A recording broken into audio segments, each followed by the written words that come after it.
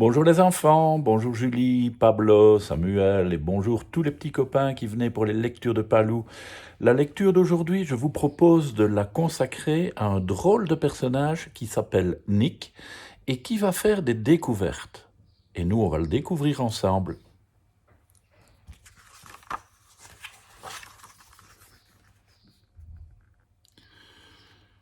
Nick est parti cueillir des framboises.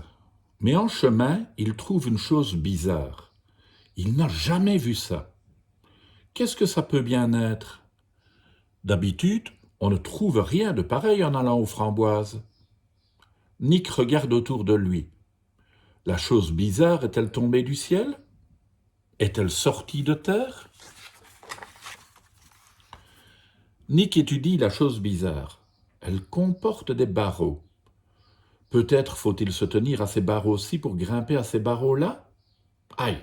Non, tout bascule. La chose bizarre n'est donc pas faite pour qu'on lui grimpe dessus. Est-elle faite pour qu'on y accroche son bonnet? Nick s'interroge. Un drôle de type vient à passer avec ses chiens. Nick lui demande « Sauriez-vous me dire à quoi ça sert, cette chose bizarre ?»« Tu ne vois pas que c'est une chaise ?» répond le drôle de type. « Une chaise ?»« Mais oui, une chaise pour s'asseoir dessus. Le crétin qui n'a jamais vu de chaise !» Le drôle de type s'éloigne en ricanant. « Une chaise pour s'asseoir dessus ?» s'étonne Nick. « Moi, je m'assieds toujours par terre. » Mais il s'installe sur la chaise. L'ami Speedy vient à passer sur son tricycle. « Bonjour Speedy, j'ai trouvé une chaise, » lui annonce Nick. « On y accroche son bonnet, mais on peut aussi s'asseoir dessus. Regarde. » s'esclaffe Speedy. « Tu te trompes de sens. Retourne ta chaise, espèce d'âne. » Sur quoi, il met les gaz et redémarre. « Je ne suis pas un âne, » s'insurge Nick. « Simplement, c'est la première fois que j'utilise une chaise. » Il retourne la chaise et se rassied. « Pas de doute, voilà la bonne position. Quel confort !»« Et si je me lève, constate Nick, je reste assis. Donc, c'est une chaise portative. Elle me suit là où je suis invité et me laisse les mains libres pour tenir le cadeau et les fleurs. Très pratique. » Lucie vient à passer, en tourbillon, comme toujours. Nick l'accueille fièrement. « Hé Lucie, tu as vu ma belle chaise portative ?» se moque Lucie. « Apprends d'abord à t'en servir. Une chaise se met... » Sur ses pieds, Nick, sur ses pieds, le dossier en l'air. Toujours le dossier en l'air. Si tu te voyais. Encore un éclat de rire, et Lucie disparaît. Qu'est-ce que c'est que cette histoire de dossier en l'air, se demande Nick. Il réfléchit très fort, si fort qu'il en tombe à la renverse. Passe une grande asperge à transistor qui s'exclame en voyant Nick. « Drôle de façon de s'asseoir !»« Parce que ce n'est pas la bonne, » s'informe Nick. « Absolument pas, » décrète la grande asperge. « Pour s'asseoir, on met les fesses à l'opposé des quatre pieds de la chaise, directement contre le siège. » Directement contre le siège, je ne me sens pas très bien assis, observe Nick. La grande asperge pouffe de rire. Serais-tu bête? Donne-moi cette chaise que je te montre. D'abord, on la met debout. Voilà. Et après, comme ceci. C'est tout simple. Je ne suis pas bête, proteste Nick. Simplement, c'est la première fois que j'utilise une chaise.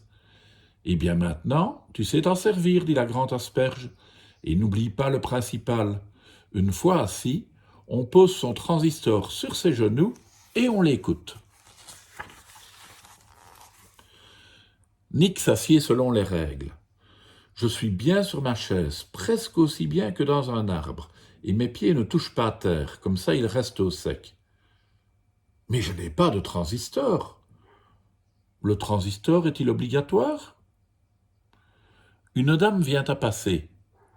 « Bonjour madame, dit Nick. À votre avis, suis-je assis selon les règles ? » Oui, répond la dame, et tu dois être fier de toi. Assez fier, avoue Nick, mais je n'ai pas de transistor.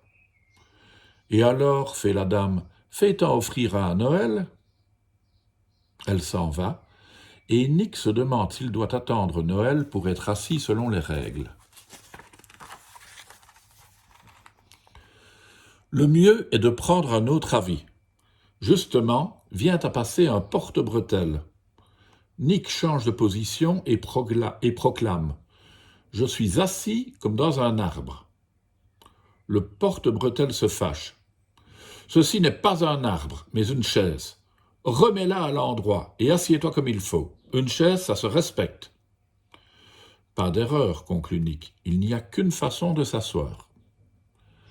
Nick reprend la position correcte. Ainsi, je devrais plaire à tout le monde, espère-t-il.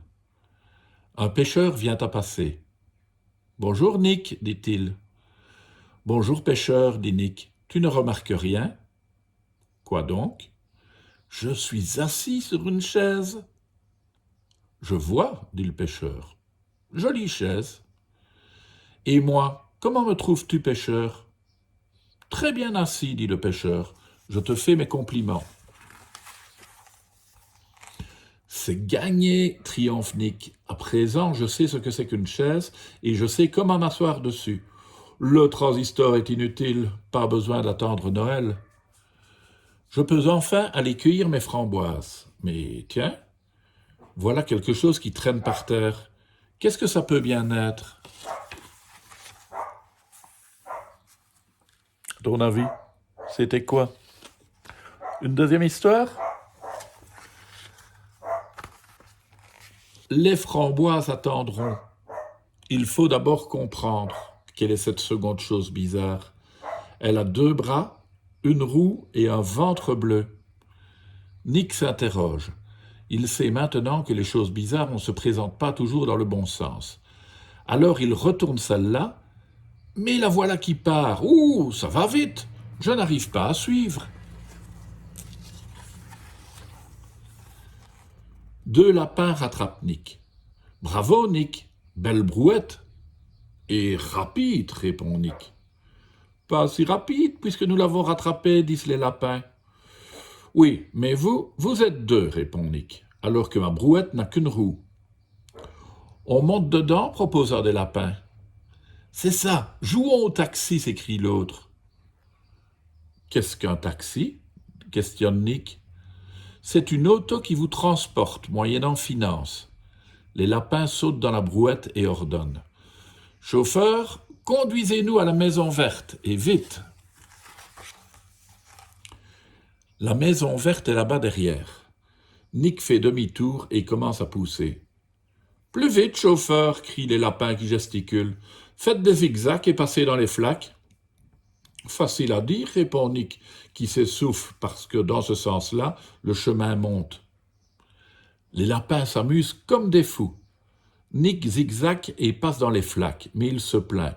« Vous êtes lourd, je n'en peux plus. »« Oh, la mauviette qui ne peut même pas pousser 2 lapins !» Les 2 lapins sautent de la brouette. « Je ne suis pas une mauviette, pense Nick, et je vais le prouver. » Voici justement le professeur qui arrive à grands pas, une valise à la main. Il a un train à prendre. Nick se signale en criant « Par ici le taxi !» Ça tombe bien, le professeur est en retard. Il prend le taxi.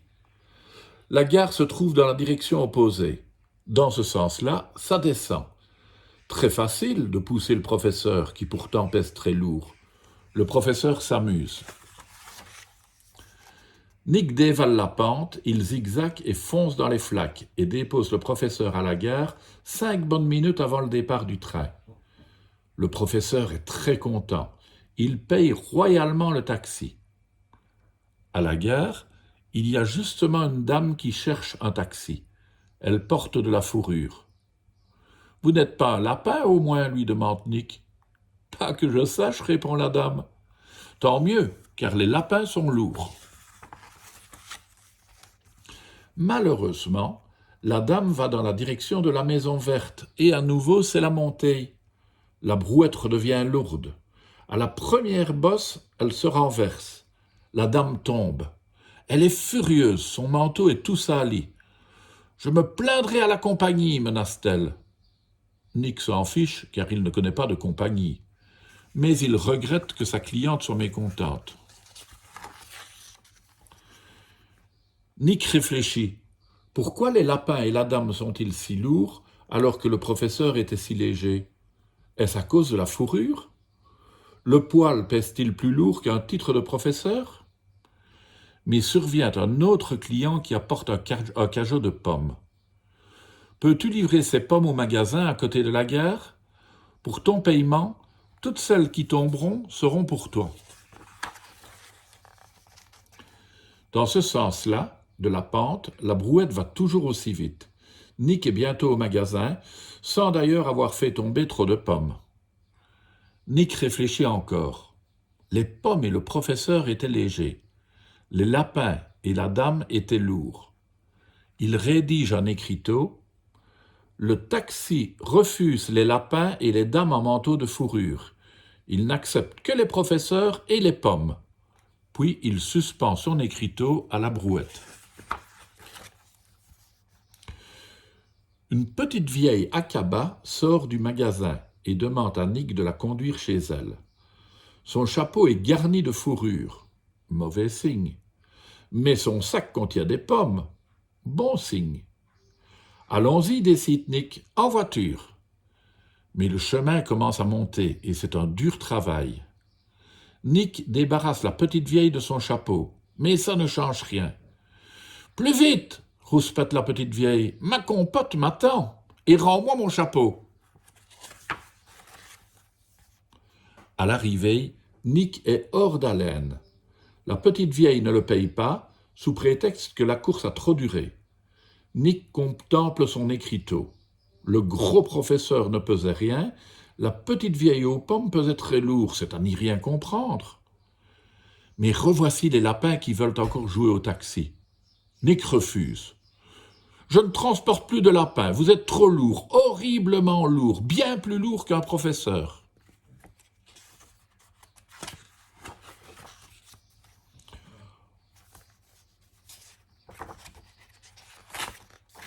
Les lapins éclatent de rire.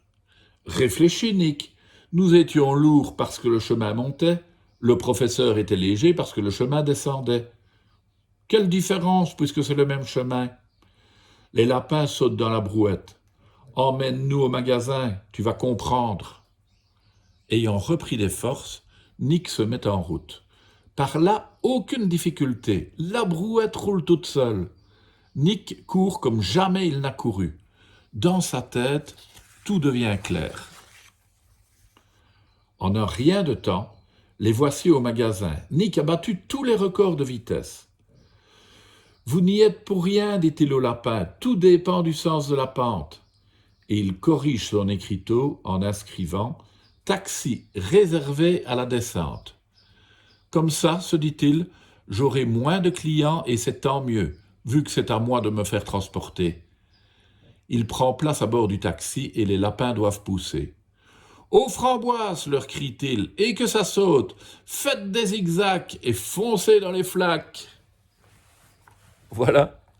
Et vous êtes déjà allé vous faire promener dans une brouette? Non?